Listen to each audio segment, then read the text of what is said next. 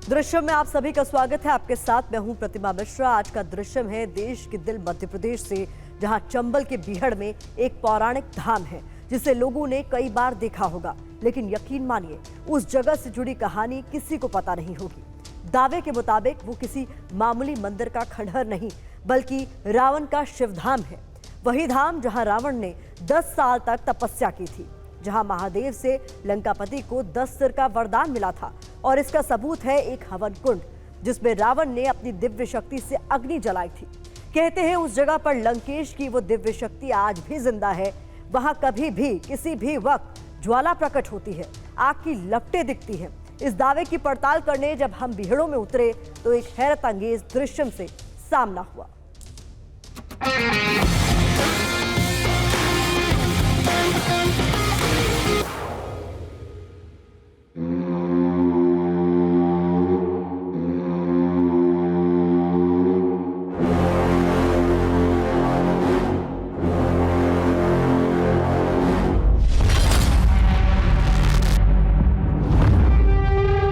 खंडहर हो चुके ये मंदिर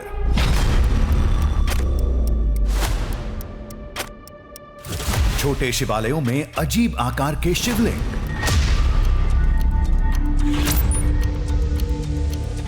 चट्टानों के साए में पनाह लिए जलकुंड, प्राचीन लिपि में लिखा एक संदेश और एक अंतहीन सुरंग। अगर आप इनको महज अवशेष मान रहे हैं तो ये आपकी भूल है। यहां का एक एक पत्थर एक पौराणिक घटना का प्रमाण है।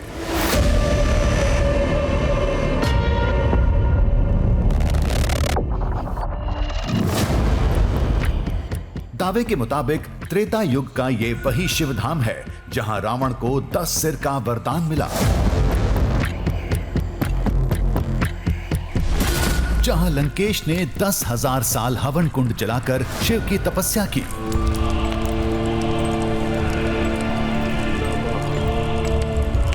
शिवाय 9,000 साल अपने सिर काटकर चढ़ाते रहे, 10,000वें वर्ष महादेव प्रकट हुए और दशानन होने का आशीर्वाद दिया।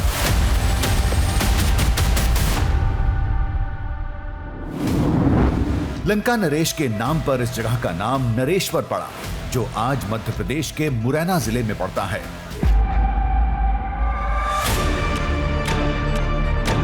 जो दक्षिण भारत की रामायण है उसके अंदर में इस नरेश्वर के मंदिर का उल्लेख किया गया है कि जहाँ रावण ने आके और तपस्या करी थी, वो 10 सिर वाली जो थी मैया से मांगे थे या किससे मांगे थे, तो ये हिंदी रामायण में तो नहीं है इसका उल्लेख, लेकिन दक्षिण भारत की रामायण में कुछ लोगों ने मुझे बताया था। अच्छा, इस स्थान का? हाँ।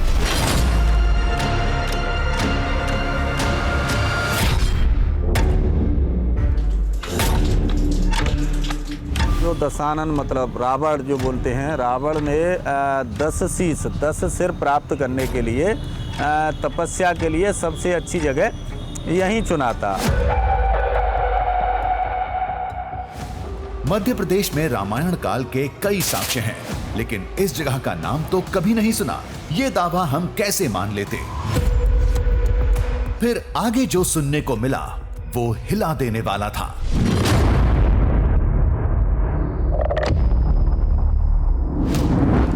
कहानी के मुताबिक 10,000 साल साधना के लिए लंका नरेश ने हवन कुंड को कई अद्भुत शक्तियों से जागृत किया था।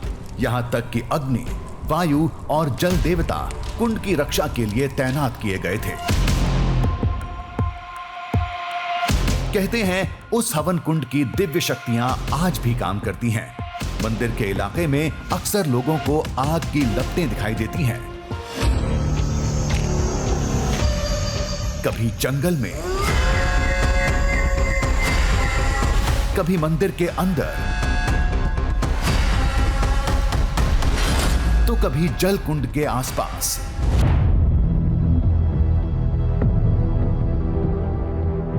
आज भी अगर कोई जाए ना तो लोग कहते हैं प्रमाण तो प्रमाण के तौर पे अचानक से जो कई लोग बताते हैं तो बोले कहीं ज्वाला दिख गई जलती हुई, अचानक से मतलब ऐसी चीज़ें, क्योंकि वो तो प्रज्वलित हो गई है तो वो तो हमेशा वो ज्वाला जलती दिखाई देती है। अब ये कौन सा दावा है? अपने आप कैसे आग लग सकती है, वो भी रात के वक्त? तो लोगों ने कहा किसी के मानने या नहीं मानने से सच नहीं बदलने वाला। अगर सबूत चाहिए तो आपको आना पड़ेगा। दशानन की तपोस्थल है और एक साक्ष्य ढूंढेंगे, कई मिल जाएंगे, अपन को कई मिल जाएंगे, मगर देखने के लिए केवल नजर चाहिए। आपको अगर कुछ प्रमाण चाहिए तो हिम्मत करिए, रुकिए, रात को देखिए। हो सकता है कि अगर आपकी श्रद्धा है तो आपको कुछ चमत्कार दिखें।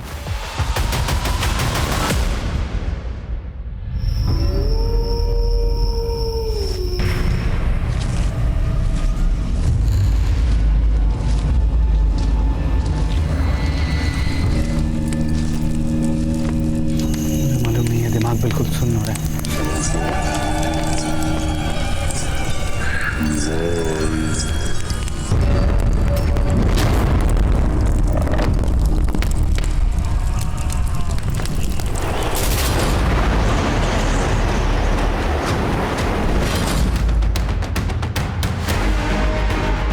इस कहानी का आगाज सफर से नहीं, ग्रंथों के शोध से हुआ।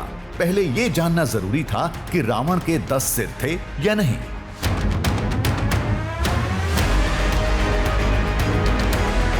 अक्सर कहा जाता है कि रामायण के प्रसंगों की गलत व्याख्या की वजह से भ्रम फैल गया, जबकि रावण के 10 सिर थे ही नहीं।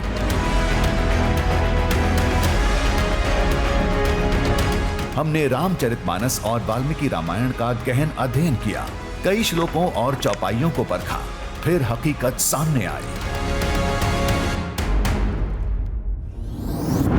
सबसे पहले बात करते हैं वाल्मीकि रामायण की, जिसके सुंदर कांड के 49वें सर्ग में उस समय की घटना है जब मेघनाद नागपाश में बांधकर महाबली हनुमान को रावण के दरबार में लाते हैं, जहां पवन पुत्र पहली बार लंकेश को देखते हैं। यहाँ एक श्लोक है जिसके मुताबिक रावण उस समय 10 सिर के साथ सिंहासन पर बैठे थे। शिरोभिर दशभिर वीरो भाजमानम महोजसम नानाव्याल समाकीर्ण है शिखरैरिव मंदरम। मतलब परम तेजस्वी वीर रावण अनेक शिखरों से युक्त मंदराचल के शिखर की तरह अपने 10 सिरों से शोभायमान हो रहा था।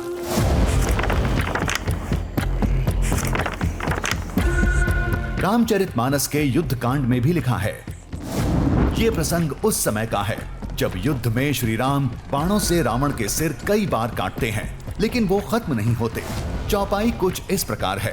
काटे सिर भुज बार बहु मरत ने भट लंकेश प्रभु क्रीड़त सुर सिद्ध मुनि व्याकुल देख कलेस।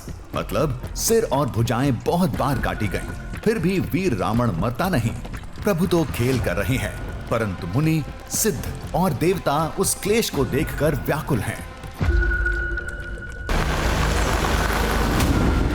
एक बड़े मकसद के साथ हम मध्य प्रदेश के मुरैना के बीहड़ों में पहुंच गए।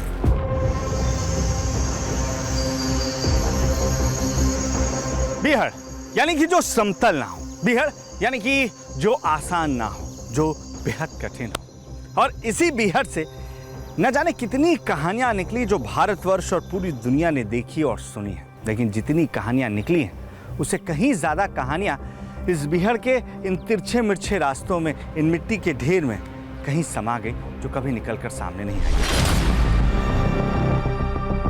लेकिन आज हम उन कहानियों की बात नहीं करेंगे। आज हम इन बीहड़ के बीच से होकर गुजरने वाले एक ऐसे रास्ते पर जाएंगे जो रास्ता सीधे जोड़ता है त्रेता युग को आज के युग से, जो रास्ता जोड़ता है रावण के दशानन होने की कहानी से। तो आइए हमारे इससे खास दृश्यम की तलाश शुरू करते हैं बीहड़ के इसी जंगल से।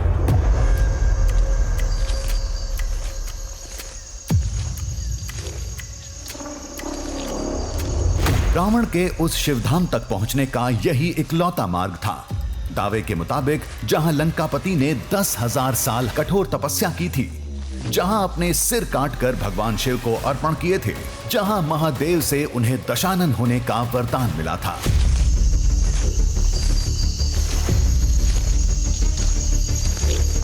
बीहड़ हरा भरा हो या सूखा, इसे पार करने की चुनौती हमेशा रोड़ा साबित होती है।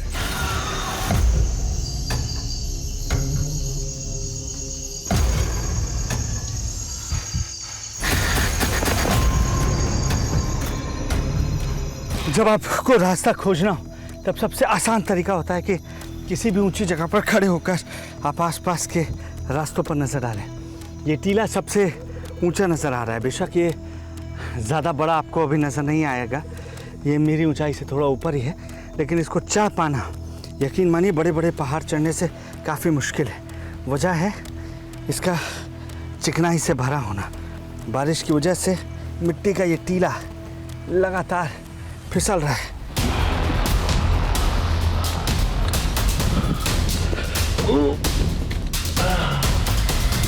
शिवधाम का रास्ता जानने के लिए टीले पर चढ़ना जरूरी था।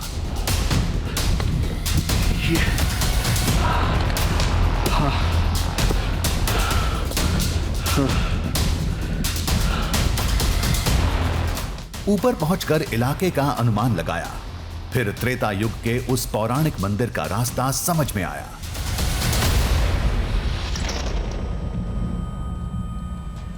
मुझे लग रहा है कि हमने शायद कोई गलत रास्ता चुना था, क्योंकि मुझे दूर वहाँ ठीक मंदिरों का एक झुंड नज़र आ रहा है और बिल्कुल साफ सुथरी जगह पर है। शायद वहाँ जाने का कोई दूसरा रास्ता होगा, लेकिन हम उसी पुराने रास्ते से आए हैं जिसका जिक्र पुराणों में मिलता है, जिसे लोग बीहड़ का रास्ता कहते हैं। फिलहाल अब हमें इस रास्ते आगे बढ़ना होगा।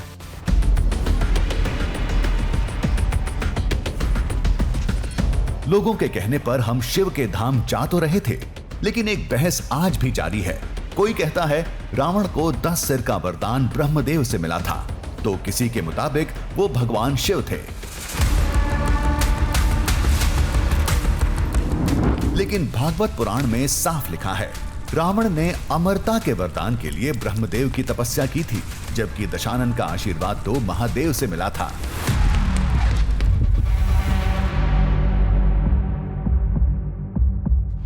तीन किलोमीटर फासला तय करने के बाद दूर मंदिरों का एक समूह दिखा।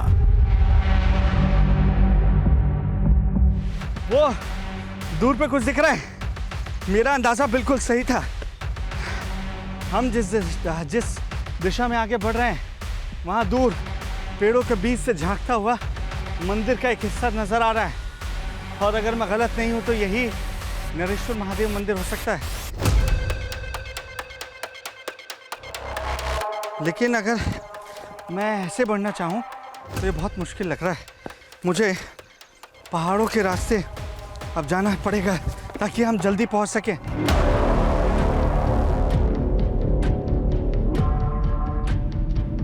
घने बीहड़ों में वो धाम दिखने लगा था। मिट्टी के टीलों की भूल भुलैया में गुम हुए बगैर यहां तक पहुंचना किसी उपलब्धि से कम नहीं था, लेकिन धाम की पहली झलक ने ही सन्न कर दिया।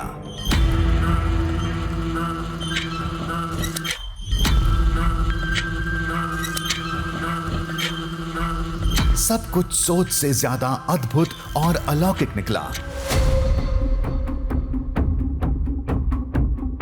यहां एक दो नहीं, छोटे बड़े कई मंदिर थे।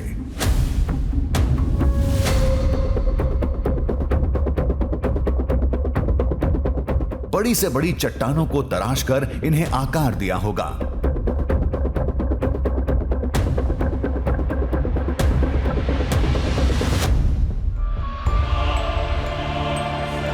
दावे के मुताबिक हम उस धाम में थे जहां आज से सैकड़ों साल पहले रावण की कहानी पलटी थी, जो लंकापति से 10 सिर वाले दशानन हो गए थे।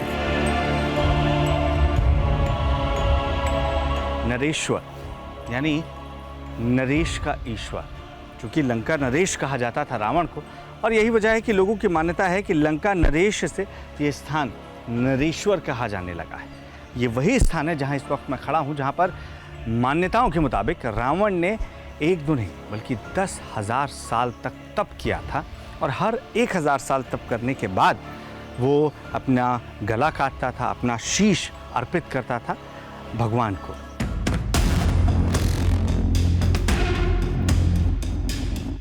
मौजूदा ढांचा 3री से 7वीं शताब्दी का बताया जाता है।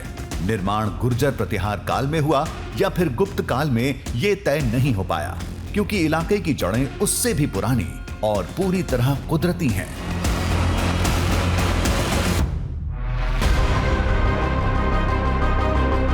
मंदिर के ऊपरी हिस्से में 2 जलकुंड हैं, जहां बरसात का पानी जमा होता है। इसका पानी मंदिर के मुख्य शिवलिंग का जलाभिषेक करते हुए बहता है। अगर मैं आपसे ये कहूँ कि एक जलधारा के नीचे मैं बैठा हुआ हूँ तो आपको यकीन ना होता अगर आपके सामने पानी की ये बूंदें न टपक रही होती। ये मंदिर ऐसा ही बनाया गया है कि अगर ऊपर से पानी तेजी से बहता जाए तो भी इस मंदिर को कोई क्षति ना पहुंचे, और अगर जलधारा तेज होती है तो मंदिर के भीतर अगर पहुंच भी जाती है तब भी उसका स्तर इतना नहीं बढ़ सकता है कि वो शिवलिंग को कुछ नुकसान पहुंचा सके। वो इसका अभिषेक कर सकती है, इसे स्पर्श करके वो यहाँ कोने में बने इस सुराख से बाहर निकल जाएगा। उसकी प्रॉपर व्यवस्था है।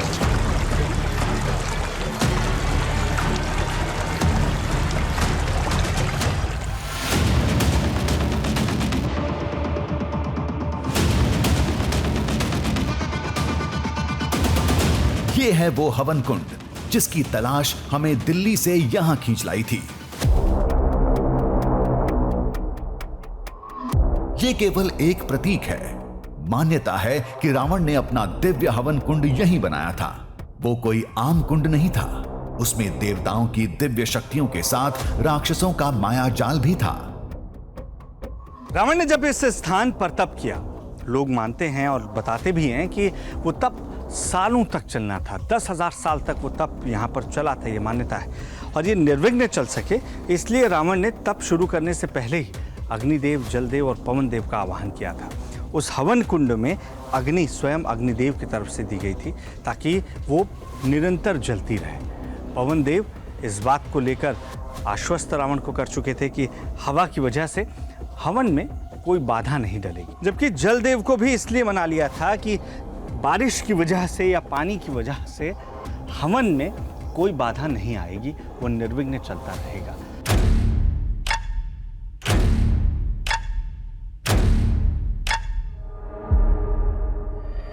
दावे के मुताबिक कुंड की अलौकिक शक्तियां आज भी जिंदा हैं। सबूत है आग की लपटें जो मंदिर के इलाके में रात के वक्त कभी भी प्रकट हो जाती हैं।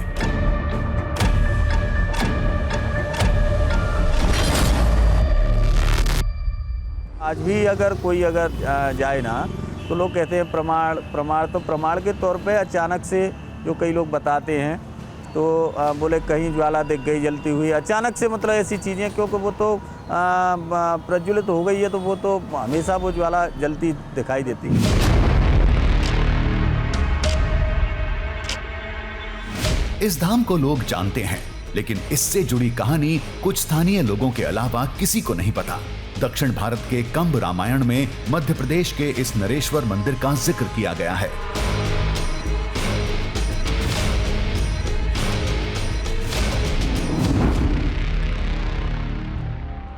जो दक्षिण भारत की रामायण है उसके अंदर में इस नरेश्वर के मंदिर का उल्लेख किया गया है कि जहाँ रावण ने आके और तपस्या करी थी, वो जो 10 सिर वाली जो थी मैया से मांगे थे या किससे मांगे थे, तो ये हिंदी रामायण में तो नहीं है इसका उल्लेख, लेकिन दक्षिण भारत की रामायण में कुछ लोगों ने मुझे बताया था। अच्छा, इस स्थान का? हाँ।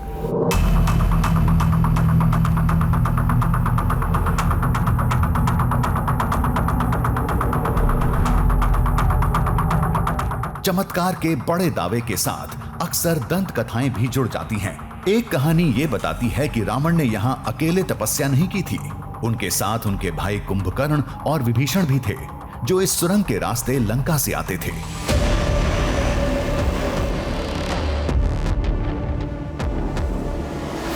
सुरंग से कभी हर वक्त पानी की धारा बहती थी। पहले लोगों को लगा कि ऊपर का कुंड पानी का स्रोत होगा, लेकिन कुंड सूखने के बावजूद पानी की धार कम नहीं होती। फिर सुरंग में घुसकर जानने की कोशिश की गई, जो कई मील के बाद भी खत्म नहीं हुई। फिर लोग वापस लौट आए।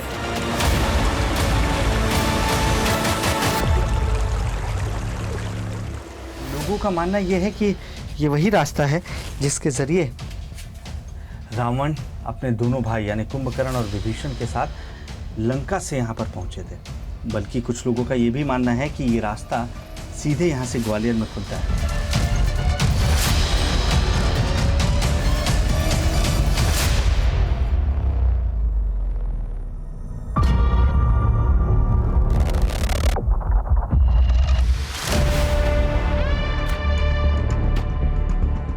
क्या आपने एक बात पर गौर किया?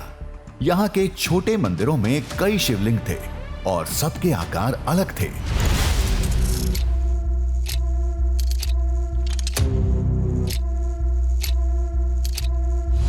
यहाँ कुल 10 आकार के शिवलिंग हैं और इसके पीछे भी रावण के दशानन की कहानी बताई जाती है। जैसे यहाँ पर आप देखेंगे जो शिवलिंग है, प्रायः आप देश के किसी भी हिस्से में जाएंगे तो इस तरीके की शिवलिंग आपको देखने को मिलती है, जिसे आप अंडाकार कह सकते हैं।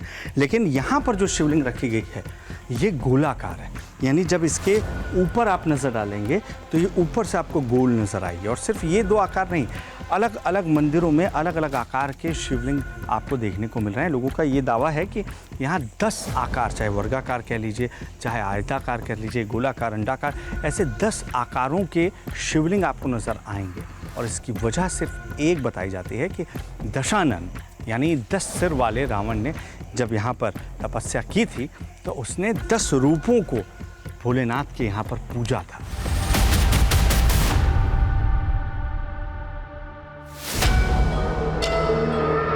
इस जगह से जुड़ी मान्यता युगों पुरानी है, जिसे हर काल में संभाल कर रखा गया ताकि आज हम उसे जान और समझ सकें। तो क्या इस आधार पर क्या वो दावा भी सही है? क्या वाकई इसी शिवधाम में रावण ने 10 साल साधना की थी? क्या इसी जगह लंकापति को 10 सिर का वरदान मिला था? और सबसे बड़ी बात, क्या वाकई उस हवन कुंड की शक्तियां आज भी जिंदा हैं?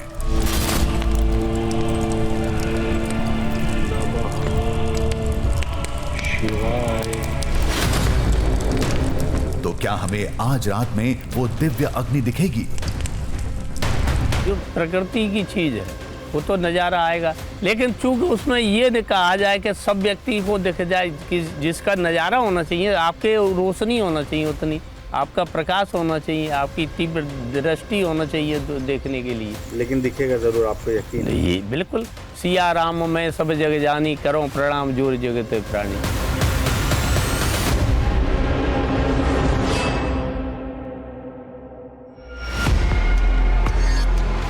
बिना परखे तो सोना भी पीतल लगता है। ये तो एक अविश्वसनीय दावा था। आज रात हम इस धाम की निगरानी करेंगे। देखते हैं हमें वो ज्वाला दिखती है या नहीं।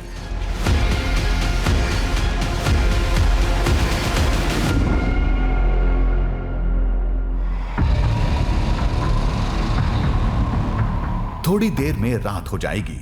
उससे पहले पड़ताल की पूरी तैयारी करनी थी। पुरातत्व विभाग ने रात के वक्त मंदिर में रुकने की इजाजत नहीं दी थी, इसलिए मंदिर के हर हिस्से में कैमरा लगाना होगा ताकि हर घटना रिकॉर्ड होती रहे।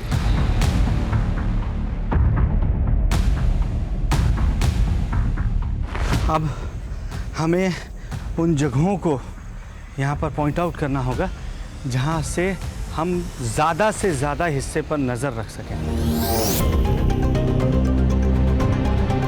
मंदिर बहुत बड़ा था। हमने इसे 4 हिस्सों में बांटा। अंदर के 3 हिस्से में कैमरा लगेगा और चौथा हिस्सा जो धाम का बाहरी इलाका है वहां हम खुद रहेंगे। हम इसके अलग अलग कोनों पर अलग अलग कैमरा लगा रहे हैं। नाइट विजन कैमरा है ताकि रात का वक्त भी हम इसमें कैप्चर कर सकें अच्छे से।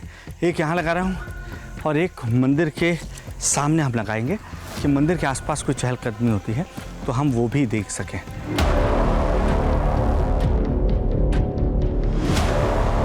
एक कैमरा यहाँ लगा दिया, इससे मंदिर का जो पिछला हिस्सा है वो साफ साफ नजर आ रहा है। एक उधर पीछे कुंड की तरफ लगाना है। कुंड की तरफ चलो।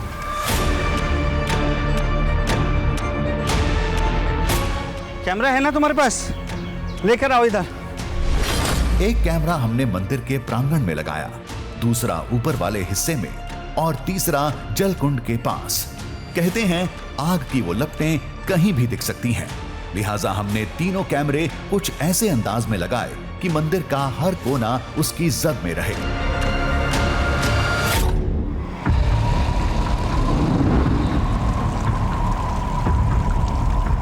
और बाहर मंदिर के पास जंगल वाले इलाके में हम खुद पहरा देंगे।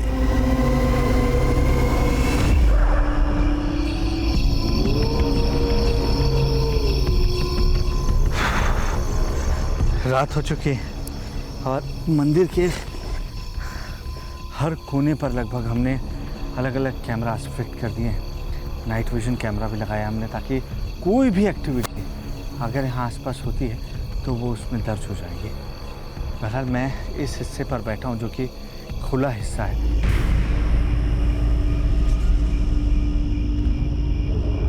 रात होते ही जंगल जिंदा हो जाता है, खतरनाक आवाजें आने लगती हैं।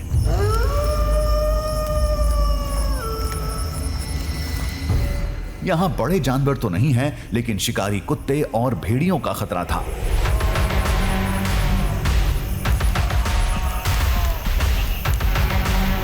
लहरों से डरने वाले समंदर में नहीं उतरते, जब उतरते हैं तो गहराई के डर को किनारे छोड़ देते हैं।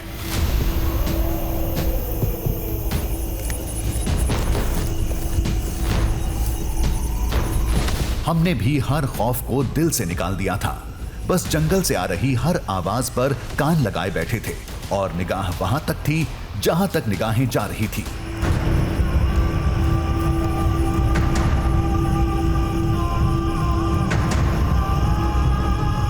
बारह बजे से ज़्यादा का वक्त हो चुका है और अभी तक हमें कुछ ऐसी चीज़ नज़र नहीं आई है जो अलग हो, जिसे लेकर लोग कह रहे थे कि यहाँ पर आपको ज़रूर नज़र आएगा। रात के वक्त एक छोटी सी चिंगारी भी दिख जाती है।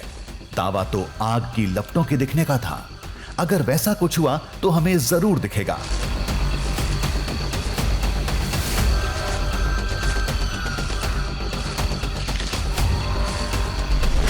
उधर मंदिर में 3 कैमरे और चौथे हम खुद। अगर आज रात कुछ हुआ तो सब आमने सामने होगा।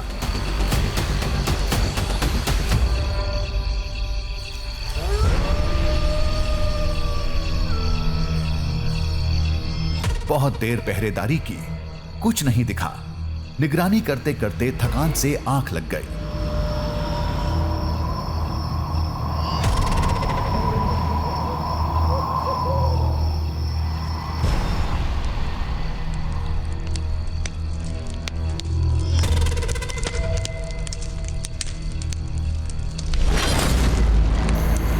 हाँ, कोई आवाज तो आ रही है।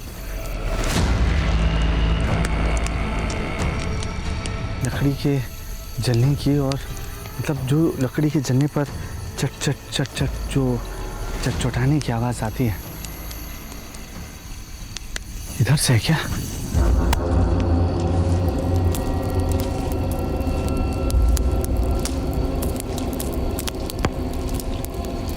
एक आवाज ने हमारे रोंगटे खड़े कर दिए। लकड़ियों के जलने के साथ मंत्र की हल्की बुदबुदाहट सुनाई दे रही थी।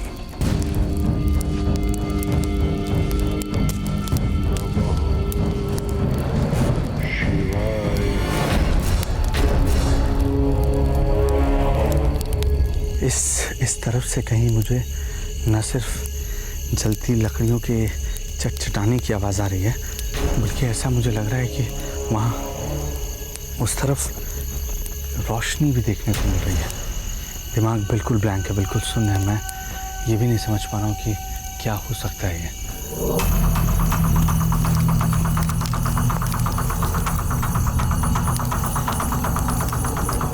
रोशनी भ्रम हो सकती थी, लेकिन आवाज साफ सुनाई दे रही थी।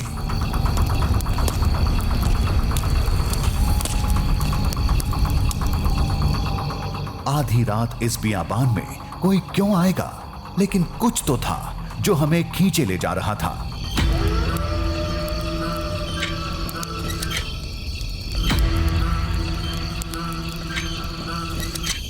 मुझे मालूम नहीं है, दिमाग बिल्कुल सुन्न हो रहा है। किस चीज़ की आवाज़ आ रही है? शांत रहना, एकदम शांत। उस साइड चलो, उस साइड चलो।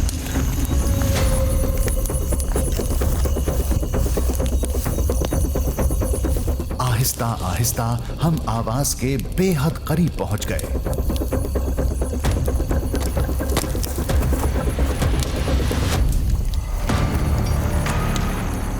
झाड़ी हटाकर हमने जैसे ही उस पार देखा, शरीर में 1000 वोल्ट का करंट दौड़ गया।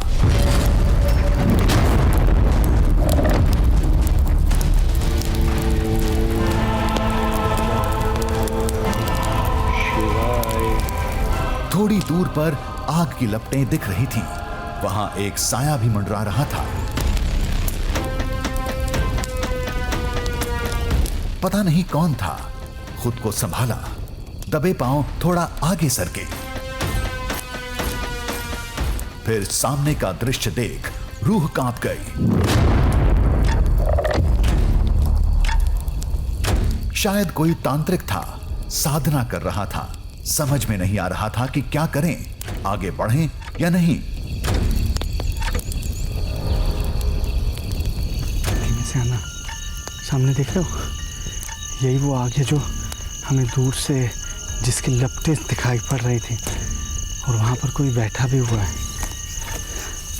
मुझे नहीं मालूम कि वहां जाना सही है या नहीं, लेकिन वहां जाए बगैर हमें पता नहीं लगेगा कि यहाँ हो क्या रहा है। अजय चले? हाँ, चलना है।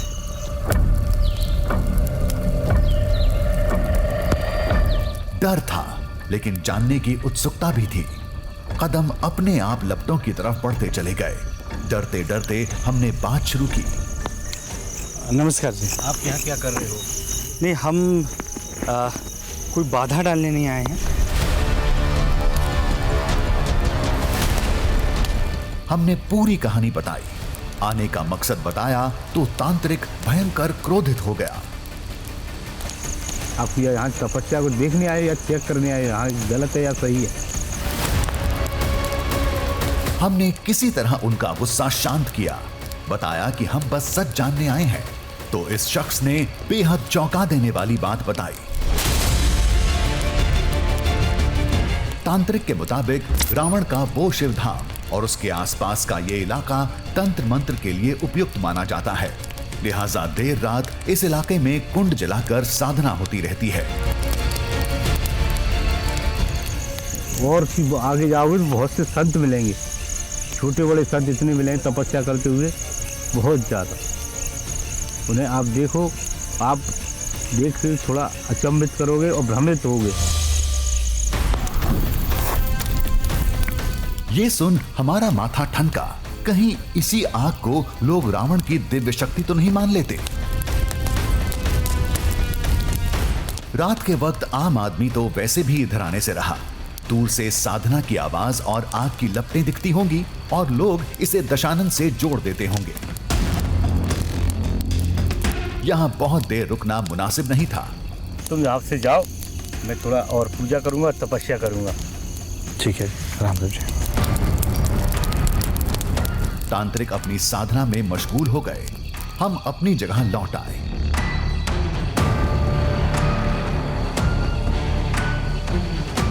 अब तो एक एक पल काटना मुश्किल हो गया। खामखा लोगों की बातों में आकर हमने वक्त गंवाया। पहले ही समझ जाना चाहिए था, हवा में आग कहां से प्रकट होगी।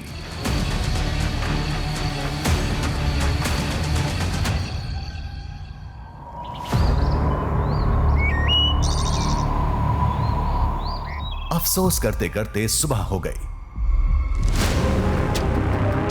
सुबह होते ही हम बुझा मन लेकर मंदिर से कैमरे उठाने चल दिए। हमें मालूम था उसमें कुछ भी चौंकाने वाला नहीं मिलेगा, क्योंकि दावा हवा हवाई था। तभी गर्म राख पर पैर पड़े। एक सेकेंड।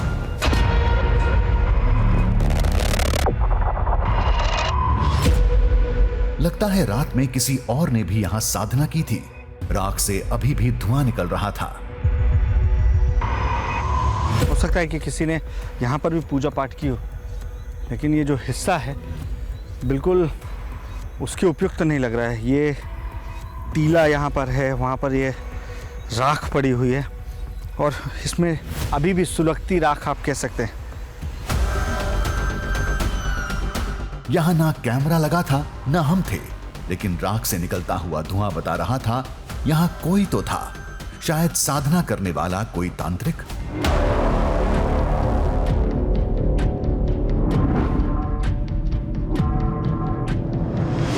जब हम मंदिर पहुंचे सब कुछ सामान्य था, बिल्कुल हमारी सोच के मुताबिक।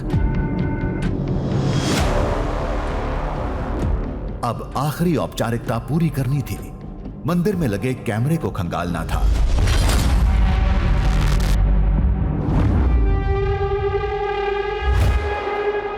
जो तमाम कैमरा हमने अलग अलग जगहों पर लगाए थे, अब उनमें क्या देखने को मिल रहा है, क्या कोई अलग हलचल देखने को मिली है, ये एक बार देख लेते हैं। आप बाकी कैमरास इधर ही ले आइए, सारे कैमरास यहाँ ले आइए, यहाँ खड़े होकर देखते हैं। ये मंदिर के प्रांगण वाला कैमरा था। शाम से सुबह तक की हमने पूरी फुटेज देखी। आग तो छोड़िए, एक चिंगारी तक नहीं दिखी। नहीं, ये बिल्कुल खाली है, ऐसा लग रहा है कि कुछ हुआ ही नहीं है रात भर। सिर्फ एक स्टैटिक फ्रेम नज़र आ रहा है क्योंकि कोई हलचल इसमें कैद नहीं हुई है। मुझे दूसरा कैमरा देना, दूसरा कैमरा ये लीजिए। ये दूसरा कैमरा था जो ऊपर लगा था।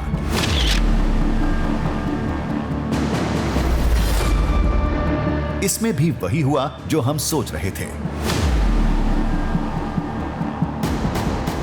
नहीं, मुझे नहीं लगता कि किसी भी कैमरा में कुछ मिलेगा, क्योंकि जो हमें मिला था, अगर वो राख का ढेर किसी पूजा करने वाले का स्थान रहा हो, वो बचा हो, तब इससे कोई इनकार नहीं किया जा सकता। लेकिन फिलहाल इसमें कुछ ऐसा देखने को नहीं मिल रहा है।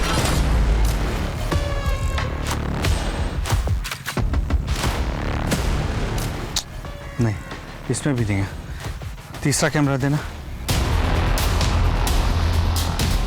ये तीसरा कैमरा था जो हमने कुंड की तरफ लगाया था।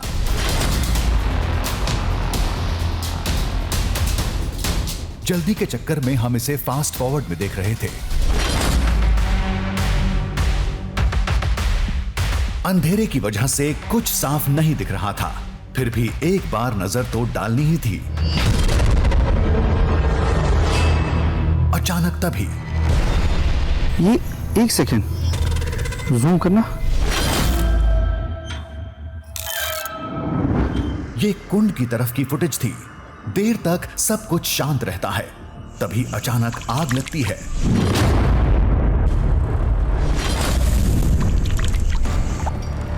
तेज लपटें उठती हैं। उस समय पानी में हलचल भी होती है। एक बार और देखिए।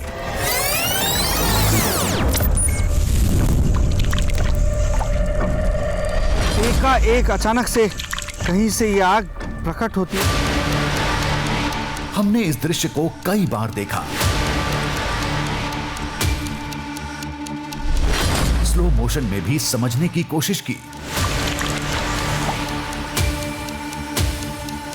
ये मंदिर के ठीक पीछे देखिए, एकाएक ऐसा लग रहा है कि कोई ज्वाला सामने आई और गायब हो गई।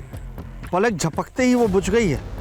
कहां से आई, कैसे बंद हुई, ये कुछ नहीं समझ में आ रहा है। आग एकदम से लगी थी और अचानक लगी थी। साथ में पानी में भी हलचल हुई। पानी की हलचल तो किसी छोटे मेंढक की वजह से हो सकती है, लेकिन आग ये अपने आप कैसे जली? आग एक टीले के पीछे जली थी। कुछ देर तक लपटें निकलती हैं। आंच थोड़ी मध्यम होती है, फिर बुझ जाती है।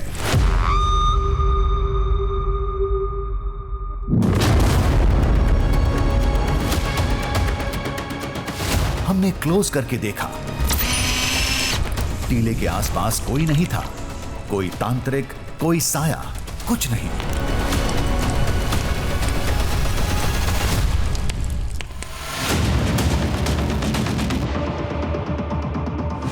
फुटेज छोड़ हम तुरंत उस जगह पर गए। वहां कोई राख भी नहीं थी। आग तो यहीं लगी थी, फिर राख कहां गई? कुछ समझ में नहीं आ रहा था।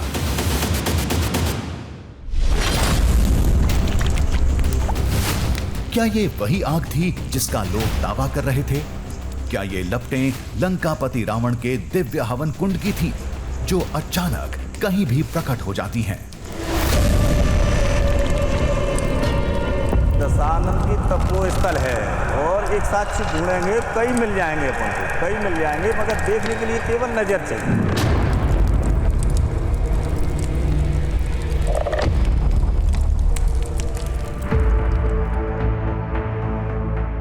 आग तो खुद से लगी थी, लेकिन कैसे? कोई तो वजह होगी। लोगों के मुताबिक ये उसी दिव्य शक्ति का काम है जो रावण के अग्निकुंड से निकलकर आज भी इस इलाके में जिंदा है। लेकिन हमारे दिमाग में कुछ और चल रहा था।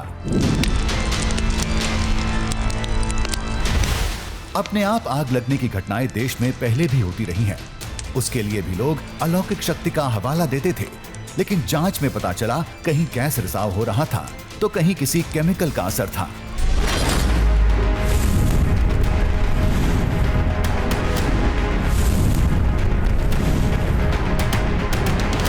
इसका फायदा जादूगर भी अच्छे से उठाते हैं, जो बिना चिंगारी आग के शोले भड़का देते हैं।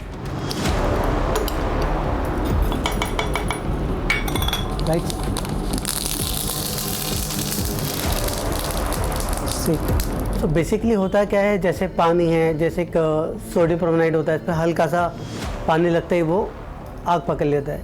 ऐसे समंदर में भी होता है, बैल्कोनी टाइप का काफ़ी चीज़ें होती है। क्वार्ट्ज, एगेट, चर्ट और जैस्पर जैसे कुछ खास तरह के पत्थर होते हैं जो सोडियम नाइट्रेट एसिड के प्राकृतिक स्रोत माने जाते हैं। कभी कभार गर्मी से इनमें अपने आप आग लग जाती है। उस कुंड में हमेशा पानी रहता है। पास में पत्थरों की भरमार है, जो विज्ञान को मानते हैं उसके मुताबिक कुछ रिएक्शन से शोले भड़कते होंगे।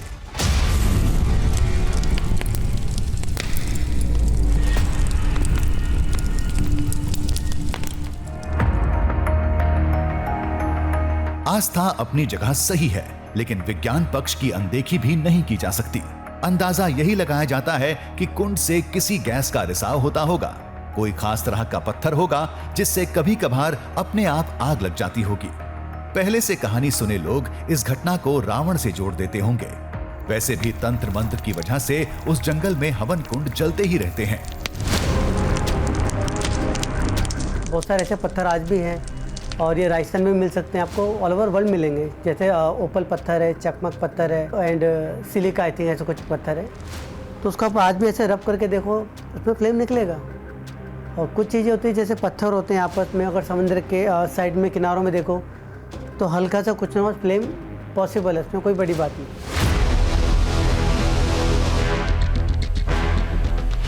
राय शुमारी, सोच, विचार अलग हो सकते हैं। इसी वजह से आग लगने की सबकी वजह भी अलग हो सकती है, लेकिन अंतिम दृश्यम है ये पौराणिक धाम, जिसकी बनावट और खूबसूरती से बड़ी हकीकत कुछ भी नहीं।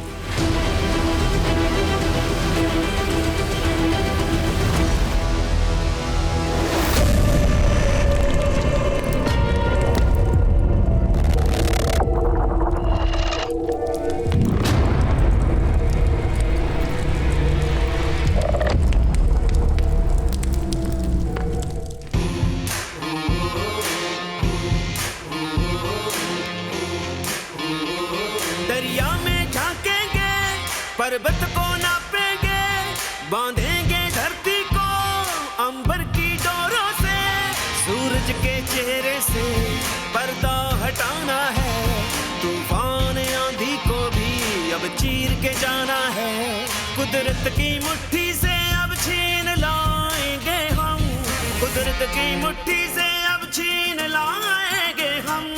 दृश्यम दृश्यम दृश्यम दृश्यम